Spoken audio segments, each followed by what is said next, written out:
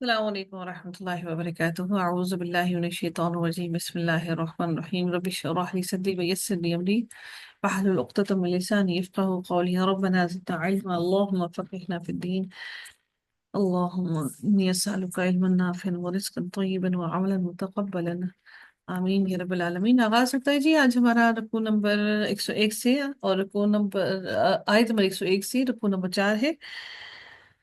اللہ تعالیٰ ارشاد فرماتے ہیں کہ یا ایھا الذین آمنو، اے لوگوں جو ایمان لائے ہو، لا تسألوا عن اشیاء ان تبد لکم تسؤکم، ایسی چیزوں کے بارے میں سوال نہ کرو، ایسی چیزوں کے بارے میں سوال نہ کرو اگر وہ تم پر ظاہر کر دی جائیں تو تمہارے لیے ناگوار گزرے۔ اچھا، اس آیت کا شان نزول کیا ہے کہ سیدنا انس بن مالک بیان کرتے ہیں کہ رسول اللہ صلی اللہ علیہ وسلم نے ایک بار خطبہ ارشاد فرمایا کہ میں نے اس طرح کا خطبہ کبھی نہیں سنا تھا۔ آپ صلی اللہ علیہ وسلم نے اس خطبے میں یہ بھی فرمایا کہ اگر تم اسے جان لو جسے میں جانتا ہوں تو تم کم ہنسو اور زیادہ رو۔ صحابہ کرام نے یہ سن کر اپنے چہروں کو ڈھانپ لیا اور زار و قطار رونے لگے۔ ایک شخص نے پوچھا کہ میرے والد کون ہے؟ آپ صلی اللہ علیہ وسلم نے فرمایا کہ تیرا باپ فلاں فلاں ہے۔ چنانچہ اس موقع پر یہ آیت اللہ تعالیٰ نے نازل فرمائی، یا ایھا الذین آمنوا لا تسألوا عن اشیاء ان تبد لکم تسؤکم۔ سیدنا ابن عباس نے بیان کیا کہ بعض لوگ رسول اللہ صلی اللہ علیہ وآلہ وسلم سے مذاق کے طور پر سوال کیا کرتے تھے۔ کوئی شخص یوں پوچھتا کہ میرا باپ کون ہے، کسی کی اگر اونٹنی گم ہو جاتی تو وہ یہ پوچھتے کہ میری اونٹنی کہاں کھو گئی ہے۔ ایسے ہی لوگوں کے لیے اللہ تعالیٰ نے یہ آیت نازل کی کہ اے لوگوں، ایسی باتیں مت پوچھو کہ اگر تم پر ظاہر کر دی جائیں تو تمہیں ناگوار گزرے، یہاں تک کہ اللہ تعالیٰ نے یہ پوری آیت یہاں تک کہ پوری آیت پڑھ کر سنائی گئی۔ مومنوں کو بے فائدہ سوالات کرنے سے منع کیا گیا ہے کہ ایسی باتیں نہ گزریں کہ جب وہ کھول دی جائیں تو وہ ناگوار گزرے ان کو۔ اللہ تعالیٰ نے مومنوں کو، مسلمانوں کو ادب سکھایا کہ بے فائدہ سوالات نہ کیا کریں، ایسے سوالات نہ کیا کریں جن سے ان کے اندر جن سے سوالات کے جوابات دینے والے کو دقت پیش آئے اور جس کا کوئی فائدہ بھی حاصل نہ ہو۔ لا تسألوا عن اشیاء ان تبد لکم تسؤکم۔ اللہ تعالیٰ نے ایمان والوں کو ایسے سوالات کرنے سے روکا ہے جن کو اگر بیان کر دیا جائے تو ان کو برے لگے۔ مثلا رسول اللہ صلی اللہ علیہ وآلہ وسلم سے لوگوں نے آپ صلی اللہ علیہ وآلہ وسلم کے اور اپنے آباء و اجداد کی جنت یا جہنم میں جانے کے بارے میں سوال کیا۔ اگر آپ صلی اللہ علیہ وسلم جواب دیتے تو انہیں تکلیف ہوتی، اور ایسے امور کے بارے میں سوال کیے جن سے کوئی شرعی شدت ظاہر ہوتی اور امت حرج میں مبتلا ہو جاتی، اس لیے یہاں پر ایسے سوالات کرنے سے منع کیا گیا ہے۔ اللہ تعالیٰ نے رسول اللہ صلی اللہ علیہ وسلم سے سوالات کرنے سے اس لیے بھی روکا، ہو سکتا ہے کہ کوئی حرج واقعہ ہو، جواب کے ذریعے ایسے فرائض عائد ہو جائیں جن پر عمل کرنا مسلمانوں کے لیے ممکن نہ ہو، ایسا جواب آ جائے جو آپ کو پسند نہ ہو، یا کسی معاملے میں اللہ تعالیٰ نے وسعت دی ہے اور سوال کرنے کی وجہ سے ان میں تنگی آ جائے۔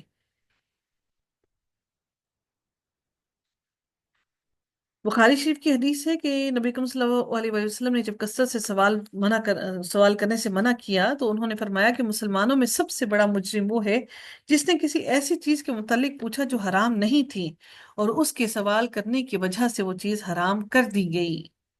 اس لیے نبی اکرم صلی اللہ علیہ وآلہ وسلم سے سوالات کرنے کی ممانعت کی گئی، منع کیا گیا کہ فضول سوال ایسے نہ کیا کریں جن سے کوئی فائدہ حاصل نہ ہو۔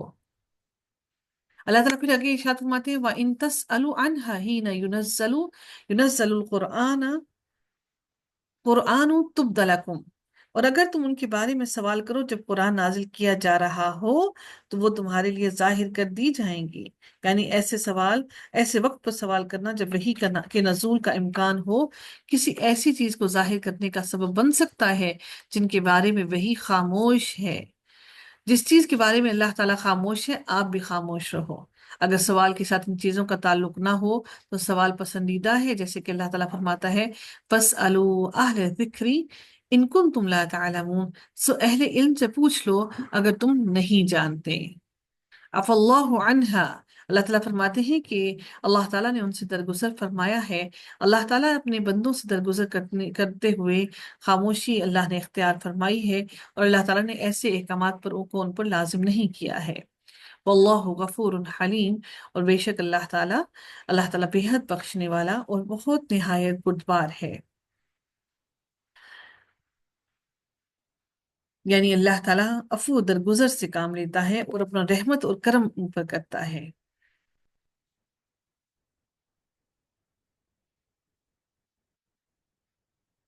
अगली आयत में देखते हैं, अल्लाह ताला इरशाद फरमाते हैं, क़द सअलहा कौमुम मिन क़ब्लिकुम सुम्मा अस्बहू बिहा काफ़िरीन। अल्लाह अब ये भी वही बात, उन्हीं बेफायदा सवालात को रोकने के लिए मजीद कहा गया कि बेशक तुमसे पहले कुछ लोगों ने उनके बारे में सवाल किया, तुमसे पहले लोगों ने भी ऐसे ही सवालात किए जिनका कोई मकसद ना था, बेफायदा सवालात थे। फिर अल्लाह ताला फरमाते हैं कि सुम्मा अस्बहू बिहा काफिरीन, फिर वो उनसे कुफ्र करने वाले हो गए। यानी पहले लोगों ने जब हराम चीजों के बारे में सवाल किया और उन्हें जवाब दिया गया तो वो उन पर ईमान नहीं लाए और वो उसकी वजह से काफिर हो गए। ये बनी इसराइल के बारे में बयान किया जा रहा है कि बनी इसराइल भी ऐसे ही किया करते थे।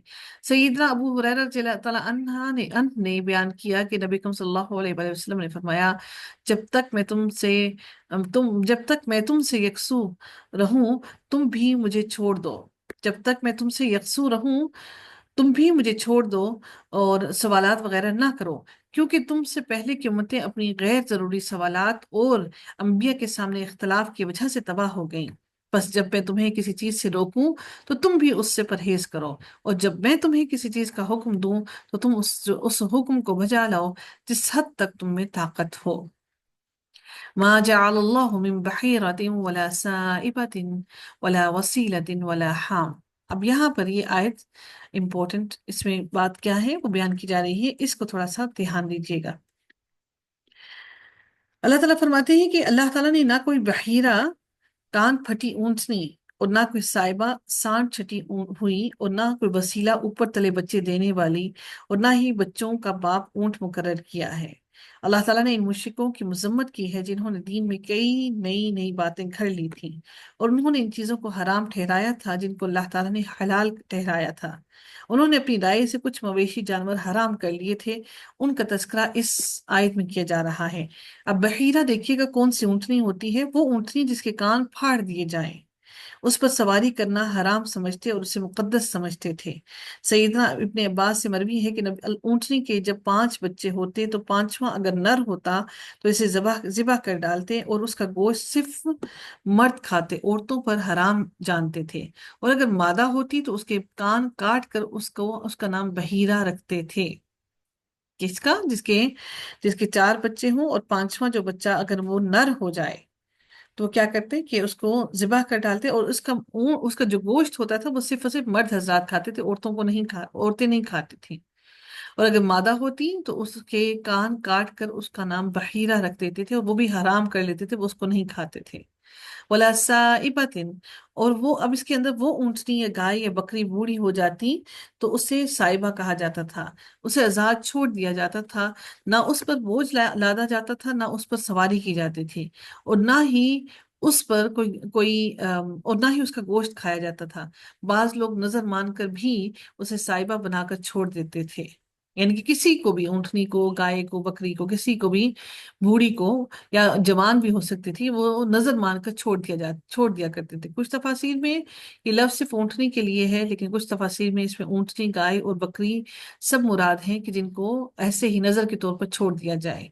वला वसीलतिन, वसीलतिन। अब इसके बारे में मोहम्मद बिन इसहाक का कौल है कि जिस ऊँटनी के पे दर पे 10 ऊँटनियां पैदा होती, यानी कि जिस ऊँटनी के पे दर पे ऊपर तले मुसलसल 10 ऊँटनियां पैदा होती उसे वो छोड़ देते और ना वो उससे सवारी लेते, ना उसका बाल काटते, ना दूध दोहते, और इसी का नाम वो साइबा रख लेते थे।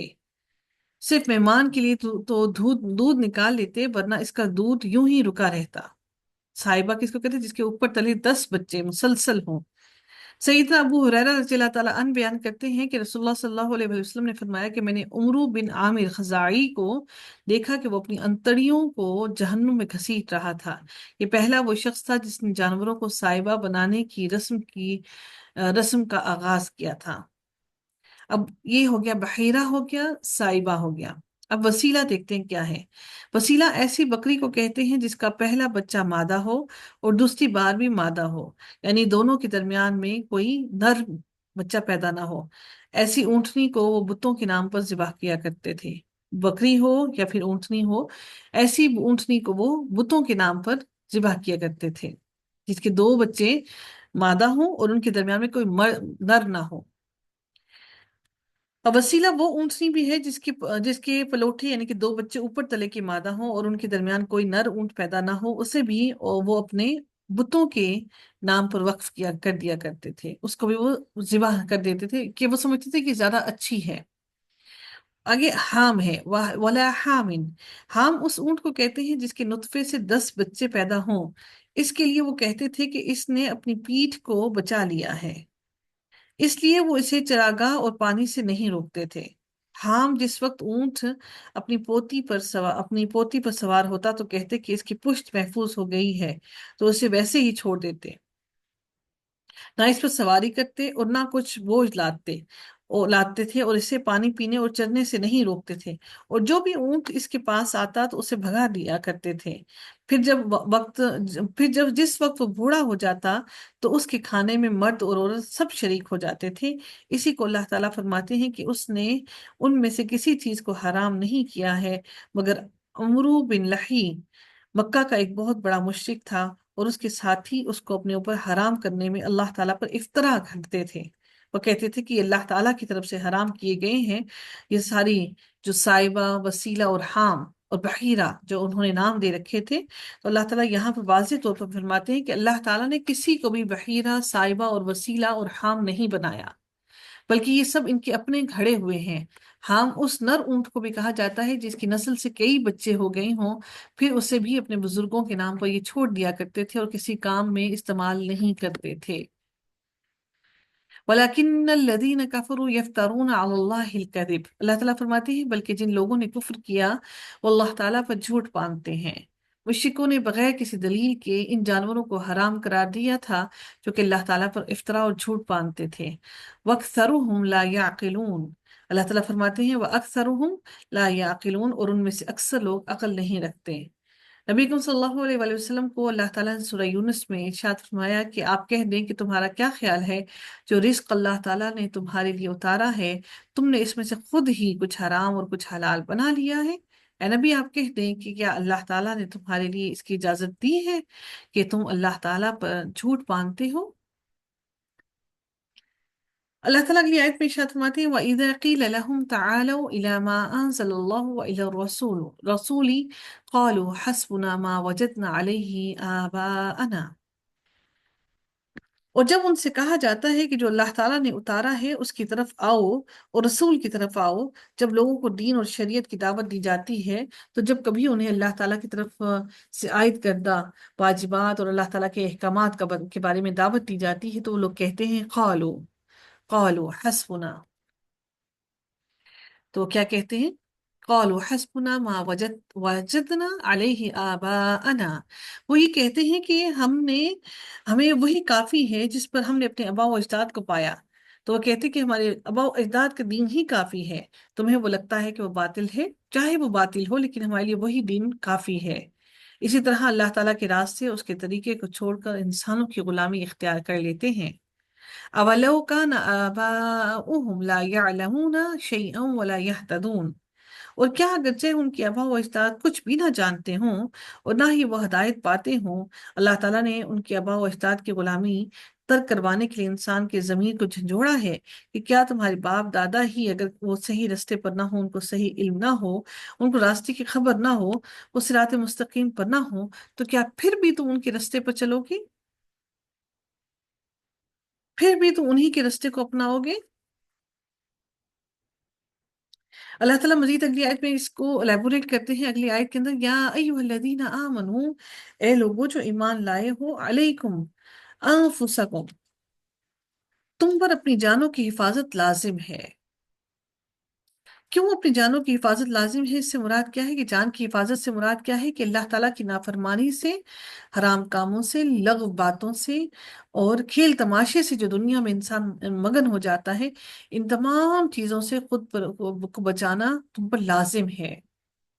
جس طرح اللہ تعالیٰ نے سورہ بنی اسرائیل میں فرمایا یقیناً کان، ناک اور دل ان میں سے ہر ایک کے متعلق سوال کیا جائے گا، بلکہ اللہ تعالیٰ انہی سے ان کے بارے میں سوال کرے گا۔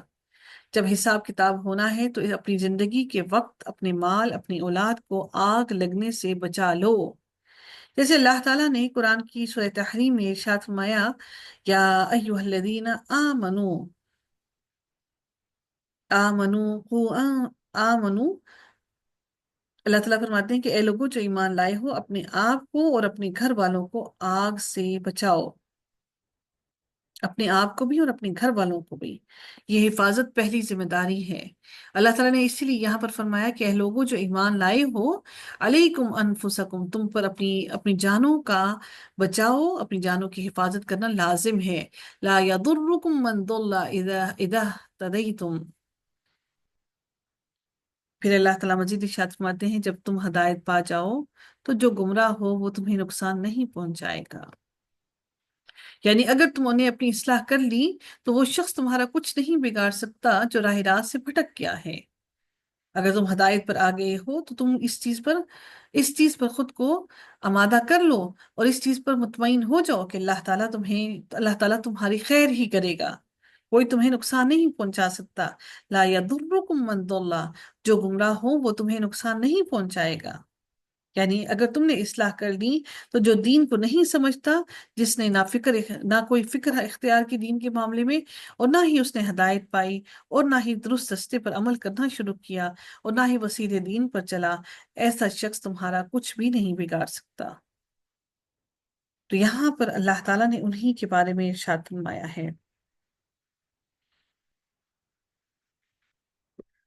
سیدنا قیس ابن ابی حازم بیان کرتے ہیں کہ حضرت ابوبکر صدیق رضی اللہ تعالیٰ عنہ خطبے کے لیے کھڑے ہوئے، اللہ تعالیٰ کی حمد و ثنا کے بعد فرمایا، لوگو تم اس آیت کو پڑھتے ہو، اے لوگو جو ایمان لائے ہو، تم پر اپنی جانوں کا بچاؤ لازم ہے، تمہیں وہ شخص نقصان نہیں پہنچائے گا جو گمراہ ہے، جب تم ہدایت پا چکے ہو، اور تم اس سے غلط تم مطلب لیتے ہو۔ میں نے رسول اللہ صلی اللہ علیہ وآلہ وسلم کو یہ فرماتے ہوئے سنا ہے، بے شک لوگ جب کسی ظالم کو دیکھیں اور اس کا ہاتھ نہ پکڑیں تو قریب ہے کہ اللہ تعالیٰ ان سب کو اپنے عذاب کی گرفت میں لے لے۔ اور اسی روایت میں ہے کہ حضرت ابوبکر صدیق بیان کرتے ہیں کہ میں نے سنا رسول اللہ صلی اللہ علیہ وآلہ وسلم نے فرمایا، جب کسی قوم میں کچھ لوگ برائی کریں اور دوسرے لوگ اس برائی کو ختم کرنے کی طاقت رکھتے ہوں اور وہ اسے ختم نہ کریں، تو قریب ہے کہ اللہ تعالیٰ ان کو اس کوتاہی کی وجہ سے ان سب کو اپنے عذاب میں مبتلا کر دے گا۔ اِلَى اللَّهِ مَرْجِعُكُمْ جَمِيعًا، تم سب نے اللہ تعالیٰ کی طرف ہی لوٹ کر جانا ہے۔ فَيُنَبِّئُكُمْ، بس وہ تم سب کو خبر دے دے گا، وہ سب کو بتا دے گا، بِمَا كُنتُمْ تَعْمَلُونَ، جو تم عمل کرتے ہو۔ کیسے بتا دے گا؟ کہ انسان کے اپنے اعضاء ہی اس کی اس کی گواہی دیں گے، اور اللہ تعالیٰ ہر کسی کو ہر کے ایک کے معاملے کے بارے میں بیان کر دے گا، اور وہ سب کچھ اللہ تعالیٰ نے سب کچھ فرشتوں سے تحریر کروا رکھا ہے ہر کسی کے عمل کے بارے میں۔ اللہ تعالیٰ نے اس لیے کہا کہ تمہیں سب خبر مل جائے گی، نہ تم سے کوئی چھپا ہوگا چھوٹا نہ کوئی بڑا۔ انسان جب اپنے نامہ اعمال کو دیکھے گا تو اس کتاب کو دیکھ کر روز قیامت کہے گا، ہائے افسوس، یہ کیسی کتاب ہے کہ اس نے نہ کچھ چھوٹا چھوڑا نہ کچھ بڑا چھوڑا، ہر چیز کو تحریر کر لیا۔ یا ایھا الذین آمنوا شہادۃ بینکم اذا حضر احدکم الموت حین الوصیۃ۔ اب اللہ تعالیٰ یہاں پر بہت اہم بات بیان کرتے ہیں، یہ اس کا شان نزول دیکھیں تو سیدنا ابن عباس فرماتے ہیں کہ یہ بنی سہم سین ہے اور میم بنی سہم کا ایک شخص تمیم داری اور عدی بن بدا کی ہمراہ ایک سفر میں گیا تو سبھی اس علاقے میں فوت ہو گئے، تو تبھی وہ جو سہمی تھا، سہم جو تھا بنی سہم، وہ اس علاقے میں فوت ہو گیا جہاں کوئی مسلمان نہیں تھا۔ جب یہ دونوں اس کا ترکہ لے کر واپس لوٹے تو سہمی کے وارثوں نے اس سے چاندی کا ایک پیالہ گم پایا جس پر سونے کا خول چڑھا ہوا تھا، تو رسول اللہ صلی اللہ علیہ وآلہ وسلم نے اس پیالے کے بارے میں ان دونوں سے قسم لی۔ پھر وہی پیالہ مکہ سے مل گیا، تو جن سے یہ پیالہ ملا تھا انہوں نے دریافت کرنے پر بتایا کہ ہم نے یہ تمیم اور عدی سے خریدا ہے، جو اس کے ساتھ تھے دونوں۔ تو सहमी के वारिसों में से दो शख्स खड़े हुए और उन्होंने कसम उठाई कि हमारी गवाही इनकी गवाही से ज्यादा दुरुस्त है कि ये प्याला उनके आदमी का था। रावी कहते हैं कि इनके बारे में अल्लाह ताला ने ये आयत नाजिल की कि ऐ लोगों जो ईमान लाए हो, तुम्हारे दरमियान वसीयत के वक्त गवाही हो। यानी जब वसीयत कोई कर रहा है, कोई मौत के वक्त तक पहुंच चुका है और उसने वसीयत करनी है अपनी चीजों के बारे में, देखिए कि यानी एक पानी के प्याले के बारे में भी हुक्म है कि वो भी तकसीम करना है। हमारे यहाँ क्या होता है कि हमारी, वैसे तो सास ससुर बहुत बुरे लगते हैं, हकीकत जो बात है, और ये इस हकीकत को हम सभी जानते हैं। सास भी बहुत बुरी लगती है और ससुर भी बहुत बुरा लगता है, और सास यकीनन ज्यादा बुरी लगती है क्योंकि घर के भाग दौड़ उसके हाथ में होती है तो लगता है कि बेटे भी उसी के हाथ में है। सास कतन एक आंख भी नहीं भाती, और जब वो नहीं भाती सास एक आंख भी, तो जब वो सास फोत होती है तो सबसे पहले बहुओं का बहुओं की दौड़ जो होती है वो सास की हर हर चीज पर होती है। चाहे वो उसके बिस्तर हो, चाहे वो उसके बर्तन हो, चाहे वो उसकी खाने पीने की चीजें हों, चाहे वो उसके जेवर हों, चाहे वो इवन कि उसके उसके बिस्तरों की बेडशीट्स हों, ये भी नहीं छोड़ते। हर हर चीज पर अपना पूरा पूरा इख्तियार समझ कर और हर हर चीज को अपने पास छुपा लेते हैं, ले लेते हैं। तो देखिए कि जब ये वाकया हुआ तो एक एक प्याला, सिर्फ एक प्याला था, एक प्याला जो उसमें मौजूद नहीं था, उसके बारे में भी सवाल किया गया। तो वसीयत के बारे में कहा गया कि जब वसीयत करो तो दो लोगों को जो दो लोग हैं उनको ले आओ, अदल करने वाले। अब ये बात बहुत अहम तरीन बात है। इससे हमें एक बात ये भी समझने को मिलती है कि जो चीजें घर में मौजूद होती हैं उसमें सब के सब बराबर के हकदार और शरीक हैं। अगर जो बहुएं या जो बेटे या जो बेटियां अगर वालिदैन की जायदाद को इस तरह से पूरी की पूरी को गबन करने की कोशिश करती हैं और उसको इंसाफ के साथ हर किसी के अंदर बराबर बराबर तकसीम नहीं करती हैं, तो इस सब के जिम्मेदार वो होंगे रोज क़यामत। उन सब को पूरा पूरा हिसाब देना पड़ेगा अल्लाह ताला को। देखिए एक बात, वो जो माँ बाप वालिदैन जो है बेटी को जहेज देते हैं, जहेज वो वालिदैन का बेटी के लिए तोहफा है, वो उसकी जायदाद में से हिस्सा नहीं है। कोई इंसान ये ना समझे कि वो बेटी को जो दे दिया वो उसके वही उसका सारा हिस्सा था और वही सब कुछ उसको दे दिया, ऐसा हरगिज नहीं है। तो जो माँ बाप की वो चीजें घर में मौजूद हैं उसमें बेटी का भी हिस्सा है, बेटों का भी हिस्सा है, वो हर हर चीज पर है। ये अल्लाह ताला का हुक्म है कि मेरा या आपका, आपकी बनाई हुई वसीयतें नाउजुबिल्लाह, ना ही ये हमारी हदूद हैं कि रब कायनात की हदूद हैं। हमें इन सब चीजों के बारे में जवाबदेही है, हम देनी पड़ेगी अल्लाह के सामने। अब अल्लाह ताला ने यहाँ पर इस आयत में इरशाद फरमाया कि ऐ लोगों जो ईमान लाए हो, तुम्हारी दरमियान वसीयत के वक्त गवाही हो, जब तुम में से किसी की मौत आ जाए तो तुम में से दो आदिल आदमियों की या गैरों में से दो गवाह हों। अगर तुम जमीन में सफर कर रहे हो फिर मौत की मुसीबत तुम्हें पहुंचे, अगर तुम्हें शक हो तो दोनों गवाहों को नमाज के बाद रोक रखो, कि नमाज के बाद अल्लाह का खौफ ज्यादा होता है। फिर वो अल्लाह ताला की कसम खा कर कहें कि हम इसके बदले कोई कीमत नहीं लेंगे, यानी कि ये गवाही देने के बदले हम कोई कीमत नहीं लेंगे। अगर चाहे कोई कराबतदार ही क्यों ना हो, कि यानी कि अगला हमसे कितना ही मोहब्बत करने वाला, हमारी उसके साथ कितनी ही रफाकत क्यों ना हो, फिर भी हम इसके बदले में कोई इवज या कोई मुआवजा नहीं लेंगे, और ना ही अल्लाह ताला की गवाही को हम छुपाएंगे। बिलाशुबा उस वक्त हम जरूर गुनाहगारों में से हो जाएंगे। तो अल्लाह ताला ने ये आयत नाजिल फरमाई उस सूरत में कि जब वसीयत की जाए तो तमाम का तमाम माल पूरी तरह से बराबर तरीके से उसको तकसीम किया जाए और गवाहों को लाया जाए जो दो आदिल गवाह हों।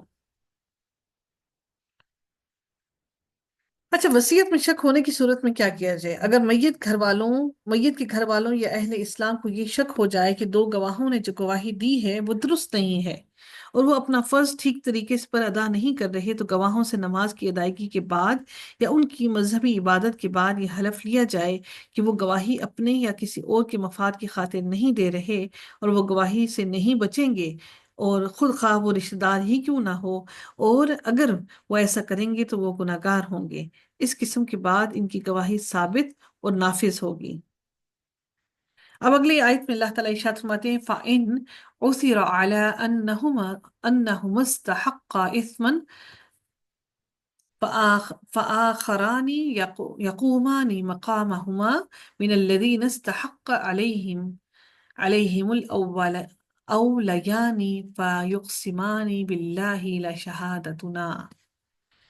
اللہ تعالیٰ اب اس آیت میں ارشاد فرماتے ہیں فَإِنْ عُثِرَ عَلَىٰ انہم استحقا اثما، پھر اگر معلوم ہو کہ وہ دونوں واقعتاً گناہ کے مرتکب ہوئے ہیں، کون؟ جو گواہی دینے والے ہیں. اگر یہ ثابت ہو جائے کہ گواہوں نے خیانت کی ہے، یا انہوں نے کوئی مال لیا ہے، یا پھر انہوں نے کچھ چرا لیا ہے، تو پھر اللہ تعالیٰ فرماتے ہیں کہ فآخران یقومان مقامہما من الذین استحق علیہم اولیان، ان میں سے دوسرے دو افراد جو وصیت کرنے والے کے قریب ترین ہوں ان کی جگہ کھڑے ہوں. یعنی جن لوگوں کا انہوں نے حق مارنا چاہا تھا، ان میں سے ان کی جگہ دو اور گواہ کھڑے ہوں جو میت کے زیادہ قریبی ہوں، یعنی میت کے اولیاء میں سے ہوں. فَيُقْسِمَانِ بِاللَّهِ لَشَهَادَتُنَا أَحَقُّ مِنْ شَهَادَتِهِمَا، پھر وہ دونوں اللہ تعالیٰ کی قسم کھا کر کہیں گے کہ ہماری گواہی ان دونوں کی گواہی سے زیادہ برحق ہے. وہ دونوں اس بات پر قسم کھائیں گے کہ ہماری گواہی پہلے گواہوں کی گواہی سے زیادہ درست اور صحیح ہے. وہ یہ قسم کھائیں گے کہ انہوں نے جو گواہی دینے والے ہیں انہوں نے جھوٹ بولا اور وصیت کو تبدیل کر دیا. وَمَا عَتَدَيْنَا، اور ہم نے کوئی زیادتی نہیں کی اور ہم نے گواہی میں کچھ بھی نہیں بڑھایا. اِنَّا إِذًا لَّمِنَ الظَّالِمِينَ، بلا شبہ اس وقت ہم یقیناً ظالموں سے ہوں گے اگر ہم نے ظلم و زیادتی کی اور ہم نے ناحق گواہی دی اور گواہی کو چھپانے کی کوشش کی، تو ہم یقیناً لازماً ظالموں سے ہو جائیں گے. اللہ تعالیٰ پھر اگلی آیت میں ارشاد فرماتی ہے ذَلِكَ أَدْنَىٰ، اللہ تعالیٰ پھر ارشاد فرماتی ہے ذَلِكَ أَدْنَىٰ أَن يَأْتُوا بِالشَّهَادَةِ عَلَىٰ وَجْهِهَا. ذالک ادنا، اللہ تعالیٰ نے وصیت پر گواہوں کی قسم کھانے اور دونوں گواہوں سے خیانت ظاہر ہونے پر گواہی کو میت کے اولیاء کی طرف لوٹانے کی حکمت بیان فرمائی ہے کہ میت کے اولیاء کی طرف، یعنی کہ اس کے عزیز و اقارب کی طرف لوٹانے کی کیا حکمت بیان فرمائی ہے؟ ذالک ادنا، یہی طریقہ قریب ترین ہے، یہی طریقہ بہت قریب ہے. ان یأتوا بالشہادۃ علی وجہہا، کہ لوگ اس طریقے پر گواہی دیں، یعنی جب دو گواہوں کی تاکید کے ذریعے گواہی کی تاکید کی جائے. او یخافوا ان ترد ایمان بعد ایمانہم، یا وہ ڈریں کہ دوسروں کی قسموں کے بعد ان کی قسمیں رد کر دی جائیں گی. یعنی گواہ خوف کھائیں گے کہ ہماری قسموں کو قبول نہیں کیا جائے گا اور میت کے اولیاء سے گواہی لی جائے گی. واتقوا اللہ، اور ڈرو اللہ تعالیٰ سے، ڈر جاؤ یعنی اللہ کے احکامات کی مخالفت سے ڈر جاؤ اور اس کے حکم سے مخالفت سے بچ جاؤ. یعنی جھوٹ اور خیانت میں نہ پڑو اور گواہی کو تبدیل نہ کرو، وصیت کو تبدیل نہ کرو. واسمعوا، اور سنو، یعنی وہ جو تمہیں کہا جاتا ہے اور جو نصیحت تمہیں کی جاتی ہے اسے سنو، اس پر عمل کرو اور اس کو پایہ تکمیل تک پہنچاؤ. واللہ لا يهدي القوم الفاسقین، اور اللہ تعالیٰ نافرمان لوگوں کو ہدایت نہیں دیتا. اللہ تعالیٰ اپنے رب کی اطاعت سے نکلنے والوں، مخالفت کرنے والوں، شیطان کی اطاعت کرنے والوں اور رب کی نافرمانی کرنے والوں سے محبت نہیں کرتا. اللہ تعالیٰ کسی بھی گناہ کی وجہ سے اطاعت کے دائرے سے نکلنے والوں کو ہدایت نہیں دیتا. اس میں جھوٹی قسم اور گواہی بھی شامل ہے. گواہی کو ٹھیک ٹھیک طرح سے اس کے مقام تک امانت کے ساتھ پہنچانا لازم ہے. اگر کسی شخص کے مرنے کے بعد اس کا مال حقداروں تک پہنچانا، کسی شخص کو مرنے کے بعد اس کے حقداروں تک پہنچانا ایک خاندانی معاملہ ہے، اس کے لیے انسان کو کیا ذریعہ اپنانا چاہیے کہ مومنوں پر واضح کیا گیا ہے کہ وہ معاملات میں رشتہ داری کا نہیں بلکہ حق کا لحاظ رکھیں. یہ نہ دیکھیں کہ ان کے رشتہ دار کو فائدہ پہنچے، وہ حق کو دیکھیں. وہ یہ دیکھیں کہ حق کیا ہے، یہ نہیں دیکھیں کہ ان کو کس کی حمایت کرنی چاہیے صرف رشتہ داری کی بنیاد پر. مومن ہر بات کو اللہ تعالیٰ کی امانت سمجھے گا، لہٰذا وہ یہ خیانت ہرگز نہیں کرے گا کہ اس نے اسے کس طرح دیکھا اور اس کے حافظے سے اسے کیسے محفوظ کیا، بلکہ وہ اللہ تعالیٰ کی امانت سمجھتے ہوئے حق کو واضح کرے گا، یعنی بات کو اس کی اصل حیثیت کے ساتھ بیان کرے گا اور کسی کی بھی حق تلفی ہرگز نہیں کرے گا. تو اس لیے اگر کوئی بات وصیت کرتا ہے، کچھ کچھ کہتا ہے، تو اس کو پوری پوری طرح سے اس تک پہنچانا ہر مسلمان پر لازم اور اس پر فرض اور واجب ہے۔ وآخر دعوانا ان الحمد للہ رب العالمین، صلی اللہ تعالی علی خیرہ خلقہ اجمعین برحمتک یا ارحم الراحمین، سبحانک اللہم وبحمدک، نشہد ان لا الہ الا انت، نستغفرک ونتوب الیک۔ السلام علیکم ورحمۃ اللہ وبرکاتہ۔